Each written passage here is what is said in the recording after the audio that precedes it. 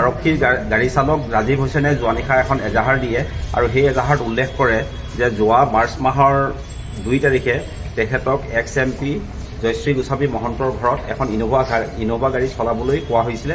তেখেতে সেই ইনোভা গাড়ী চলাব নোৱাৰো বুলি কোৱাত প্ৰথমতে তেখেতক ঘৰৰ ভিতৰত মাৰপিট কৰে আৰু তাৰ পাছত তেখেতক বাহিৰত ওলাইও চেণ্ডেলেৰে কোবাই আৰু ৰ'দত আঁঠু কৰাই থয় আৰু সেই সংক্ৰান্তে ইতিমধ্যে আমি দিছপুৰ থানা 193/2025 এটা মোং ৰুজু কৰিছো, কেছ ৰুজু কৰিছো আৰু সেইটো তদন্ত প্ৰক্ৰিয়া এতিয়া আৰম্ভ হৈছে।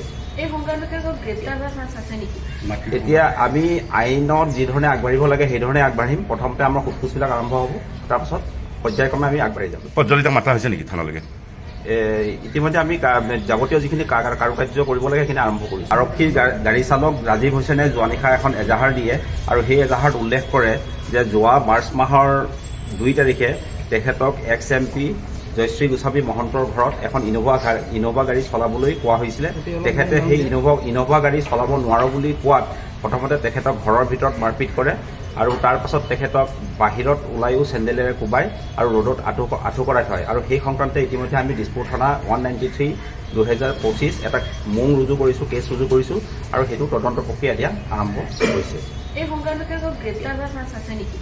এতিয়া আমি আইনত যি ধৰণে আগবাঢ়িব লাগে সেই ধৰণে আগবাঢ়িম। প্ৰথমতে আমাৰ সোধপোছবিলাক আৰম্ভ হ'ব, তাৰপাছত পৰ্যায়ক্ৰমে আমি আগবাঢ়ি যাম। পৰ্যালিত মাতা হৈছে নেকি থানালৈকে?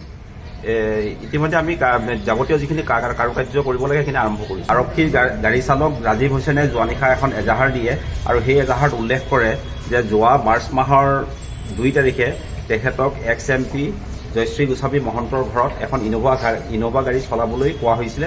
তেখেতে সেই ইনোভা গাড়ী চলাব নোৱাৰো বুলি কোৱাত প্ৰথমতে তেখেতক ঘৰৰ ভিতৰত মাৰপিট কৰে আৰু তাৰ পাছত তেখেতক বাহিৰত ওলাইও চেণ্ডেলেৰে কোবাই আৰু ৰ'দত আঁঠু কৰাই থয় আৰু সেই সংক্ৰান্তে ইতিমধ্যে আমি দিছপুৰ থানা 193/2025 এটা মোং ৰুজু কৰিছো, কেছ ৰুজু কৰিছো আৰু সেইটো তদন্ত প্ৰক্ৰিয়া এতিয়া আৰম্ভ হৈছে। এতিয়া আমি আইনত যি ধৰণে আগবাঢ়িব লাগে সেই ধৰণে আগবাঢ়িম। প্ৰথমতে আমাৰ সোধপোছবিলাক আৰম্ভ হ'ব, তাৰপাছত পৰ্যায়ক্ৰমে আমি আগবাঢ়ি যাম। পৰ্যালিত মাতা হৈছে নেকি থানালৈকে?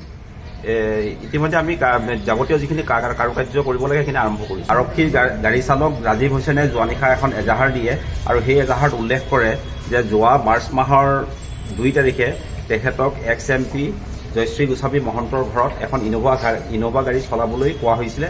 তেখেতে সেই ইনোভা গাড়ী চলাব নোৱাৰো বুলি কোৱাত প্ৰথমতে তেখেতক ঘৰৰ ভিতৰত মাৰপিট কৰে আৰু তাৰ পাছত তেখেতক বাহিৰত ওলাইও চেণ্ডেলেৰে কোবাই আৰু ৰ'দত আঁঠু কৰাই থয় আৰু সেই সংক্ৰান্তে ইতিমধ্যে আমি দিছপুৰ থানা 193/2025 এটা মোং ৰুজু কৰিছো, কেছ ৰুজু কৰিছো আৰু সেইটো তদন্ত প্ৰক্ৰিয়া এতিয়া আৰম্ভ হৈছে।